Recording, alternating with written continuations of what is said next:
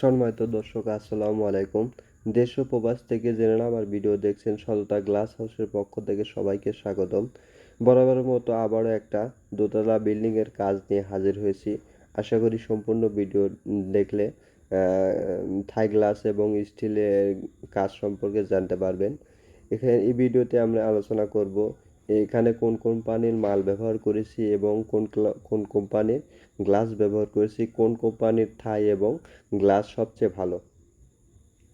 এই বিল্ডিংয়ে আমি ব্যবহার করেছি ফ্যালকন অ্যালুমিনিয়াম আরএফএল এর আপনার 1.2 থিকনেসের মাল। বিগত 6 মাস হলো এই মালটা রানিং করেছে, খুবই ভালো মানের আরএফএল কোম্পানি। এবং আমরা গ্লাসটা ব্যবহার করেছি ব্লু মার্কারি 6 মিলি।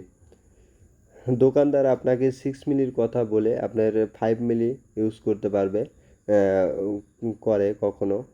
আপনারা সম্পূর্ণ মালামাল এবং স্যাম্পল নিয়ে 6 মিলি স্যাম্পল নিয়ে মিলিয়ে নেবেন। এখানে জানালার সাইজ আছে 4.5 ফিট বাই 5 ফিট। এখানে আমরা ভাইয়ের কাছ থেকে নিয়েছি ফ্যালকন অ্যালুমিনিয়াম এবং নাসির 6 মিলি গ্লাস দিয়ে 450 টাকা স্কোয়ার ফিট। এখানে একটা দুইটা বারান্দার রেলিং করা হয়েছে আপনার 320 টাকা স্কোয়ার ফিট নেওয়া হয়েছে।